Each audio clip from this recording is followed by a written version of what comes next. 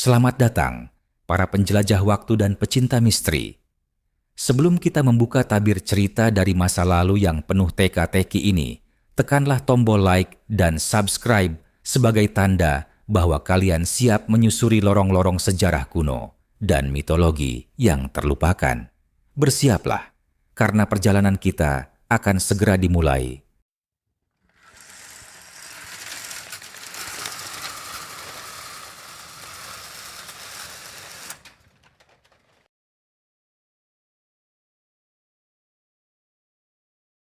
Nah, selamat datang di kisah yang tersembunyi di balik tirai langit. Jadi, kisah abadi tentang pengkhianatan, kesetiaan, dan perang yang tidak terjadi di bumi, tetapi di surga.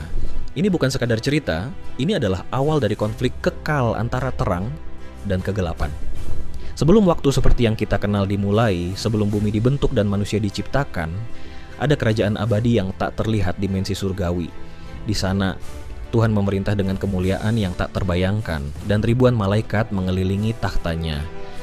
Masing-masing diciptakan dengan tugas khusus, penjaga, penyembah, pelindung ciptaannya. Di antara para malaikat itu ada dua tokoh besar yang menonjol. Mikhael, sang pemimpin pasukan surgawi, malaikat agung yang dikenal karena kesetiaannya, keberanian, dan kekuatan. Dan Lucifer, malaikat pembawa cahaya, yang kelak dikenal dengan nama Satan. Lucifer adalah ciptaan yang luar biasa. Ia penuh kebijaksanaan, keelokan, dan karisma. Tapi dari dalam dirinya perlahan tumbuh sesuatu yang tak seharusnya ada di surga. Kesombongan. Momen pemberontakan. Tidak puas menjadi ciptaan paling indah, Lucifer ingin menjadi seperti sang pencipta aum. Ia tidak lagi ingin menyembah, tapi disembah. Ia menghasut sepertiga malaikat lain untuk bergabung dalam pemberontakan.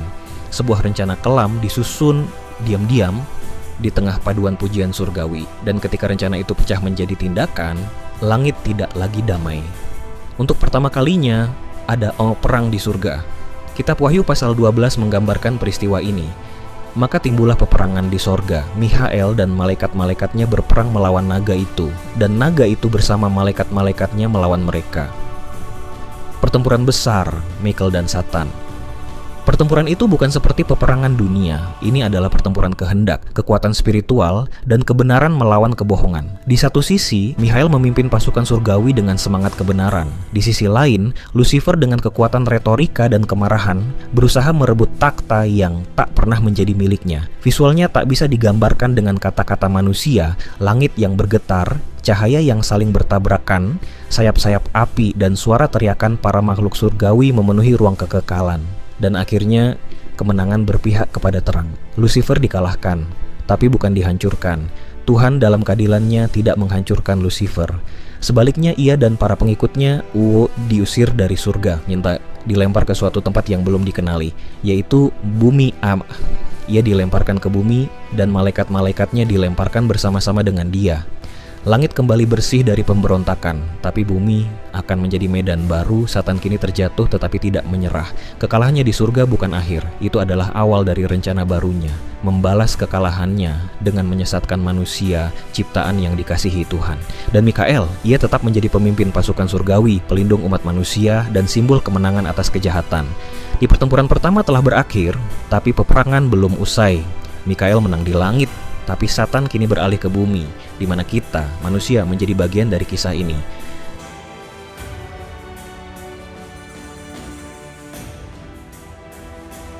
Mikhael, panglima langit, malaikat penjaga umat manusia. Dan siapakah Mikhael? Mengapa ia yang berdiri di garis depan melawan kejahatan surgawi? Hari ini, kita menyelami sosok pemimpin perang surgawi, sang pelindung manusia, malaikat Mikhael. Mikhael atau Mikhael dalam bahasa Latin adalah salah satu malaikat paling agung yang disebut dalam berbagai teks suci, dari kitab Wahyu di Alkitab sampai literatur Yahudi kuno, bahkan disebut dalam beberapa ajaran Islam. Namanya dalam bahasa Ibrani berarti si Mikael. Siapa yang seperti Tuhan? Bukan sebuah pertanyaan, tapi pernyataan, tantangan kepada siapapun yang ingin menyamai sang pencipta. Sebuah kalimat perlawanan terhadap Lucifer yang justru ingin menjadi seperti Tuhan. Mikhael bukan malaikat biasa, ia adalah panglima pasukan surga, pemimpin malaikat-malaikat perang, dan pelindung kekal umat Allah. Dalam kitab Daniel, ia digambarkan sebagai pemimpin besar yang akan bangkit membela anak-anak bangsamu. Peran dan tugas Mikhael. Peran Mikhael dalam narasi surgawi sangat spesifik. 1. Panglima perang surgawi. Mikhael bertugas memimpin pasukan malaikat dalam pertempuran spiritual. Ia bukan hanya simbol kekuatan, tapi juga simbol ketaatan mutlak kepada Tuhan. 2. Pelindung umat Tuhan. Dalam tradisi Yahudi dan Kristen, Mikhael dipercaya sebagai pelindung umat pilihan. Ia berdiri di antara umat manusia dan serangan iblis, tak kasat mata, namun selalu hadir. 3. Penimbang jiwa. Dalam tradisi Kristen Ortodoks dan beberapa tafsir apokrifa, Mikhael dipercaya juga hadir saat kematian seseorang, menimbang apakah jiwa itu akan menuju terang atau kegelapan. 4. Pemusnah kuasa kegelapan di akhir zaman. Di Wahyu 12, Mikhael disebut kembali akan muncul sebagai panglima akhir zaman, memimpin pertempuran terakhir melawan kuasa iblis. Ia adalah sosok yang akan kembali. Jin seperti apa sosok Mikhael? Bagaimana rupa Mikhael? Tidak ada satu gambaran yang disepakati, tapi banyak teks kuno menggambarkannya sebagai berikut: bertubuh seperti api dan penuh cahaya yang menyilaukan, berjubah putih keperakan yang melambangkan kekudusan, bersayap besar bersinar emas, menandakan kemuliaan surgawi, membawa pedang berapi, senjata surgawi yang tak bisa ditandingi kekuatan duniawi. Beberapa penglihatan mistik menggambarkan wajahnya bercahaya seperti mentari dengan tatapan yang menembus jiwa. Ia adalah makhluk roh, tapi saat ia hadir, segala kekuatan kegelapan mundur. Mikhael dalam dunia manusia. Meski berada di dunia roh, Mikhael beberapa kali dipercaya muncul di dunia manusia, khususnya dalam momen-momen krisis besar. Salah satu kisah paling terkenal adalah penampakannya kepada Yosua sebelum pertempuran Yerikho. Dalam kitab Yosua 5 dikisahkan, seorang berdiri dengan pedang terhunus di tangannya. Yosua bertanya, "Apakah engkau di pihak kami atau musuh kami?"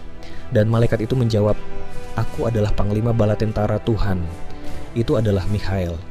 Dalam banyak pengalaman mistik dan penglihatan para orang suci, Mikhael sering muncul di momen genting sebagai pelindung, pengusir setan, atau pemberi kekuatan rohani. Mikhael bukan hanya simbol kekuatan surgawi, ia adalah bukti bahwa kebaikan tidak akan diam saat kejahatan bangkit, tapi setiap terang ada bayang-bayangnya, dan bayang-bayang itu belum menyerah. Lucifer yang kini dikenal sebagai Satan mungkin telah kalah di surga, tapi di bumi dia memulai babak baru.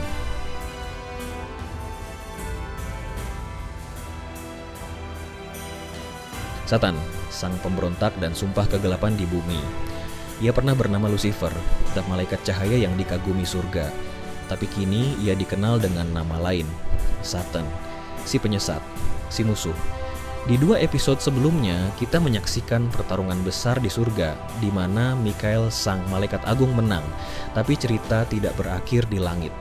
Kini, mari kita turun ke bumi, tempat di mana sang pemberontak yang kalah tidak menyerah, melainkan menyusun rencana baru, rencana dendam terhadap umat manusia.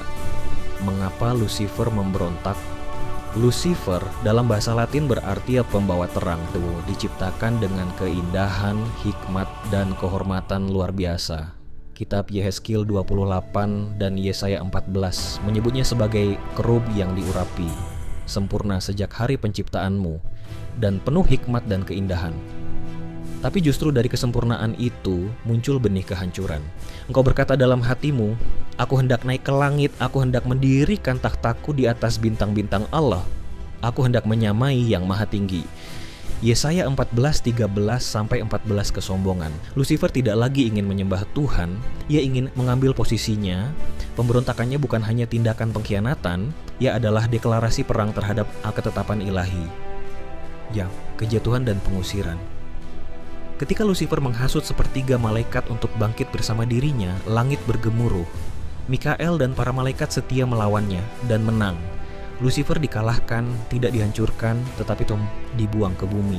Dalam Wahyu 12:9 tertulis, "Dan naga besar itu, si ular tua yang disebut iblis atau Satan, dibuang ke bumi, dan malaikat-malaikatnya bersama-sama dengan dia.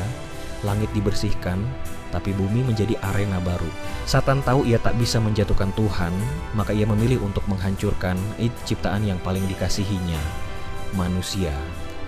Sumpah Satan terhadap umat manusia. Menurut teks-teks kuno, begitu Satan tiba di bumi, ia bersumpah di hadapan kegelapan, mengatakan, "Jika aku tak dapat menyentuh taktanya, maka aku akan merusak gambarnya yang hidup." Ia tahu manusia diciptakan menurut gambar dan rupa Allah, maka dalam dendamnya Satan bersumpah, 1. Akan menggoda manusia dari jalan yang lurus. 2. Akan mencampurkan kebenaran dengan kebohongan. 3. Akan menciptakan keraguan, kebingungan, dan pemberontakan di hati tempat manusia, bukan melalui kekuatan fisik, ya tapi melalui penyesatan pikiran dan kehendak bebas. Ya, ujian pertama Taman Eden, dan ujian pertamanya umumnya terjadi di taman paling damai yang pernah ada, Taman Eden. Satan mengambil rupa ular dan mendekati Hawa. Ia tidak datang sebagai musuh yang menakutkan, tetapi sebagai suara lembut penuh rayuan, atau menyusup lewat keraguan. Apakah benar Allah berkata kamu tidak boleh makan buah itu? Kamu tidak akan mati. Kamu akan menjadi seperti Allah. Ini bukan hanya tentang buah. Ini adalah konserangan pertama terhadap otoritas Tuhan dan ketaatan manusia. Dan Satan berhasil. Manusia jatuh. Hubungan manusia dengan Sang Pencipta terputus. Di setan hingga hari ini, setelah Eden, Satan tidak berhenti. Ia bekerja dalam sejarah, menyusup ke dalam kekuasaan, keinginan, dan ambisi manusia. Dalam teks Wahyu, disebut bahwa Satan menyesatkan seluruh dunia. Ia bukan hanya satu sosok, tapi kekuatan yang meresap. Dalam peperangan, kebohongan, penindasan, kesombongan, di sanalah ia bekerja. Tapi meskipun gelap, dia tahu waktunya terbatas. Wahyu 12:12 menyebut, Iblis telah turun kepadamu dengan geram yang dahsyat, karena ia tahu bahwa waktunya singkat. Satan jatuh dari surga bukan karena kelemahan, tapi karena keinginannya menjadi seperti Tuhan. Ia kalah dari Mikhael, tapi tak pernah benar-benar pergi. Kini ia berkeliaran di bumi, tidak lagi sebagai malaikat terang, tetapi sebagai musuh dalam bayang-bayang, menunggu celah untuk menyesatkan hati manusia. Pertarungan abadi antara terang dan gelap belum usai, dan setiap jiwa di bumi, termasuk kita, itu adalah bagian dari medan perangnya. Dari surga yang gemilang hingga bumi yang penuh ujian, dari Mikhael sang pelindung hingga Satan sang penggoda. Dan kini pertanyaan terakhir tertinggal untuk kita semua, di pihak mana kita akan berdiri. Terima kasih telah menyimak cerita ini hingga akhir. Mohon maaf jika ada kesalahan dalam penyampaian, baik dari segi bahasa maupun penyimpulan, karena saya juga hanya manusia biasa yang tidak luput dari khilaf dan salah. Jika kamu memiliki pertanyaan, masukan, atau ingin berdiskusi lebih lanjut tentang cerita ini, jangan ragu untuk menulisnya di kolom komentar. Insya Allah akan saya balas sebisa mungkin. Yuk, sampai jumpa di cerita selanjutnya. Tetaplah bertanya, teruslah mencari, dan selamat menjelajahi misteri dunia kuno bersama kita.